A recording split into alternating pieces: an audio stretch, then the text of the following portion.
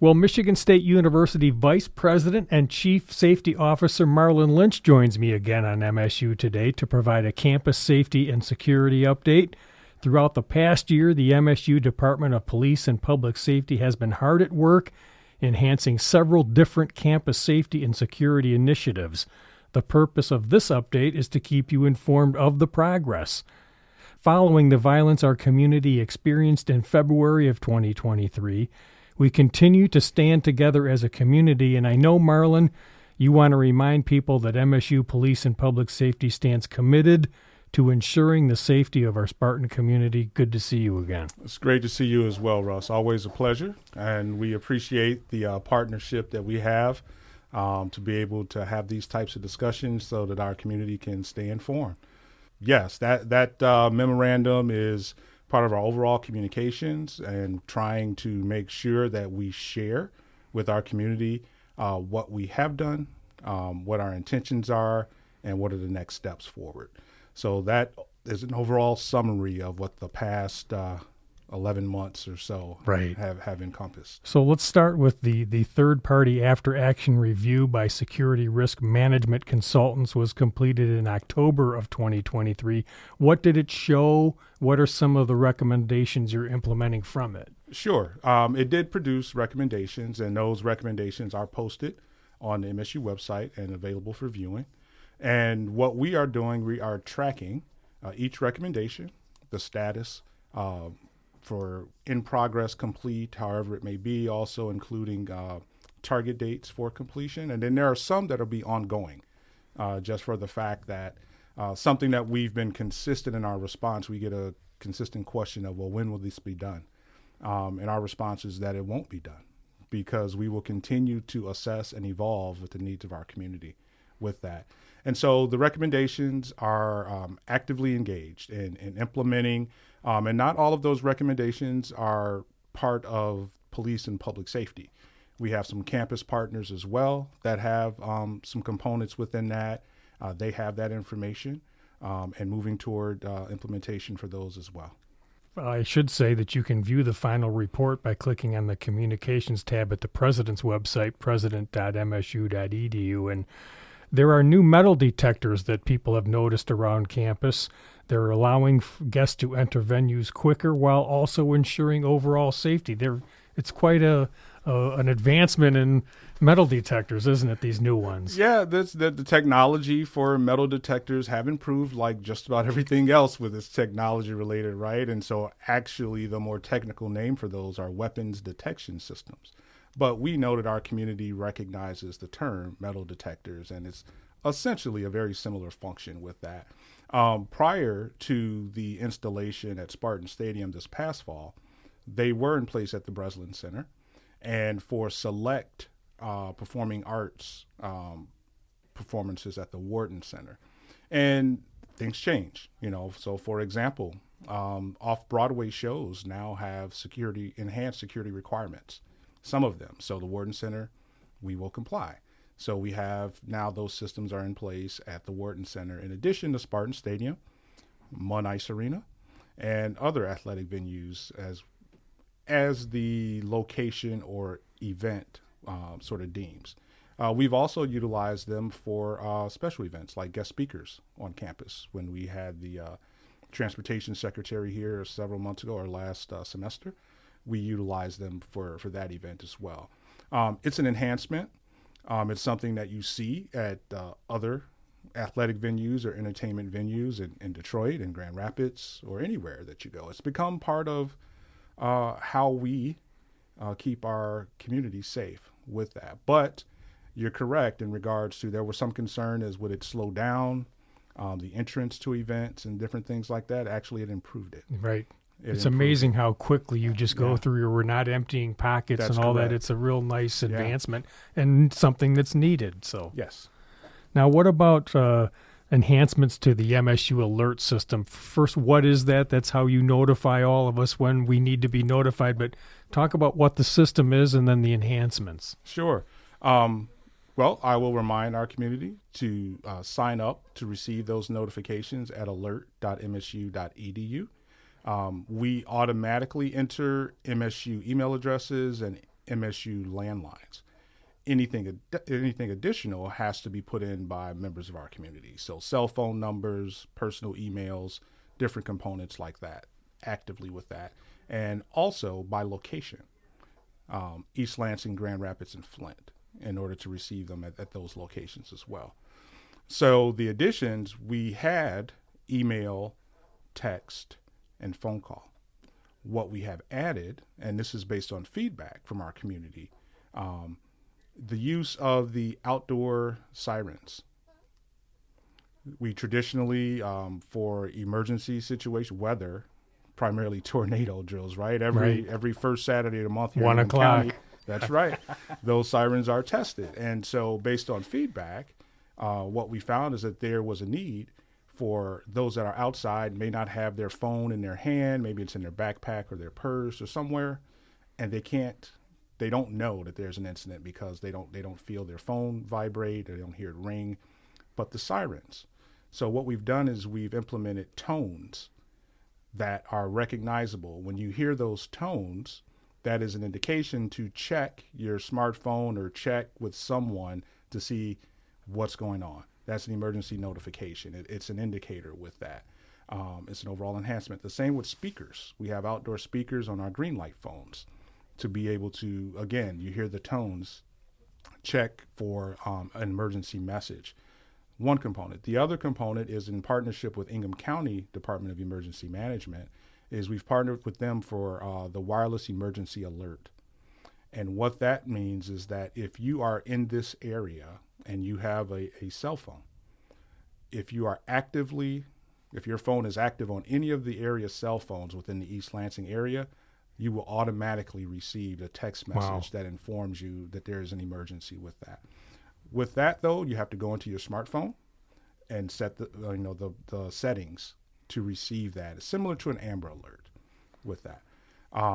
Another component to that, we found it in our testing that we want to add additional speakers and sirens on campus, specifically north of the Red Cedar River with that, to enhance the ability to hear it with that. We have also partnered with University IT and working with them to utilize the voice over IP phones to be able to send messages with that.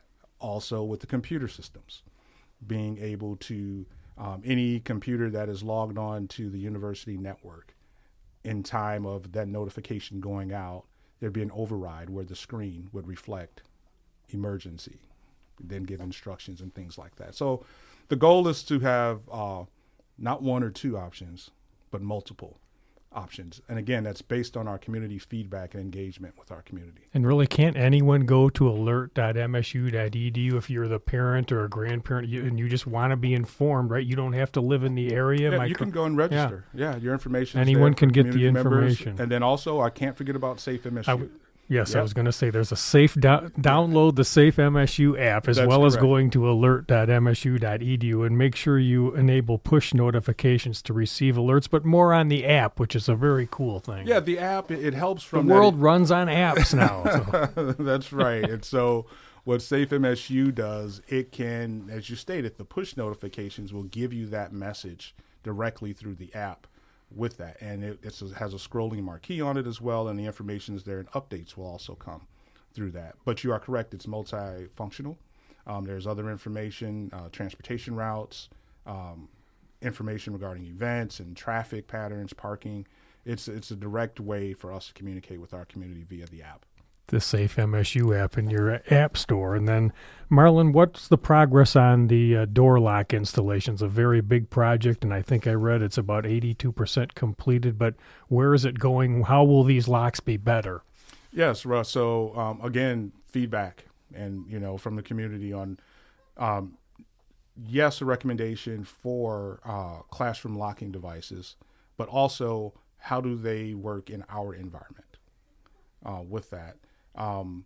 The utilization of those locks has not been an overall best practice within higher education for several reasons, but one component is the volume, right? We find them more common in K through 12, where you may have less than 100 classrooms, depending upon the size of your school. We have several hundred classrooms with that. And so that's one difference. But we did benchmark our peers within the Big Ten to see for those that are utilizing them, what are you using? And after some research, we landed on using the thumb turn locks. And it is exactly how it sounds. It can be manipulated with your thumb. It's the similar handle to what you see on a standard door. It would lock, it would unlock just as you would exit any room by simply depressing the lever, pulling it down. It automatically does that. The indicators on it, it's green for unlocked with the word unlock written. It's red for locked with the word locked written on it. And it is simply turning it from the interior of the room, and it cannot be accessed outside of the room except for first responders who would have the ability to override that lock and enter with that. That's one version of it. In the more auditorium style classrooms, the doors, just imagine the 300 capacity with the double doors. We're utilizing electronic access control, electronic locks on it. There is a button that can be activated at the front of the classroom by the professor or the instructor, but there are also buttons located within the classroom itself so that anyone in the classroom could activate them with that. It's a big red plunger. It's marked. It states emergency use. It also talks about an automatic police response. So whenever those buttons are activated, the police are automatically sent to that particular location, and the doors are automatically locked. Now, all of our locking systems or devices are fire code compliant. You can always exit the room. You will not always be able to enter the room. Right. Makes sense. Yeah.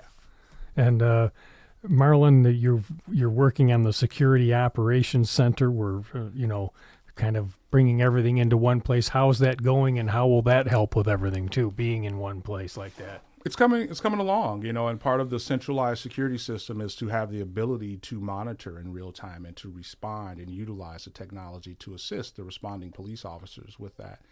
It's active. It has been for a couple months now. It's staffed. The staff have been trained. They'll continue to train and utilize the systems as they all come online. They're in a temporary space because the permanent space is being completed. That will be completed this spring. And so it's operable. And we have already had instances of where it's shown its value with that. And so it's something that it's not only relevant for here in East Lansing, it will also have the ability to provide services in Grand Rapids and Flint and Detroit when it comes online as well. And something I found valuable, there's an online-based active violence incident training now available to all MSU students, faculty, and staff. In addition to the online training, MSU Police and Public Safety offers in-person training for students, faculty, and staff too. But talk about that training program and what it teaches us. It is it's an online learning module, much like some of the other training modules that we have that are required by the university or available to university community members with it. I believe it became active late last semester with that. And it's just another opportunity to help inform and educate our community in regards to what to do.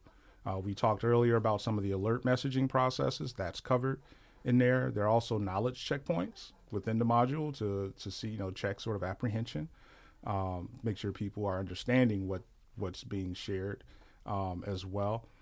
So just trying to continue to create opportunities for crime prevention, to educate our community in regards to what to do during those circumstances, and just the overall component of trying to have as much information as possible and provide that to the community. Yeah, I found it very easy to get through and informative.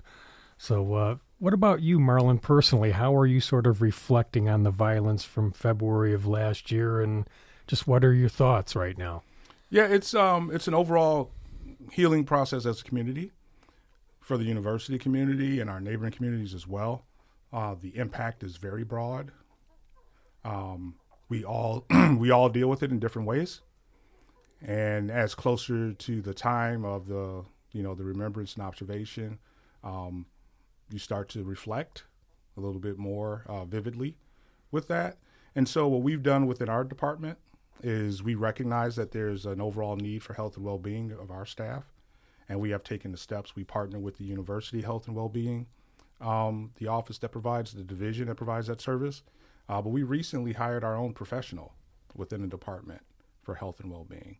And that is intentionally a service for our department to do that. We have also continued all of the services that resulted from February 13th to allow our staff to be able to have access to professional services and not have to worry about costs or anything like that. Those are things that we've committed to, and there's no end date for that either, right? Yeah. That's something that's ongoing and continuous, and pulling in that resource to have that health and wellness professional in the building and available to our staff on a day-to-day, along with other components, it's extremely important. And so we've been very intentional on not only the healing for the university, but trying to look after our people as well. Yeah.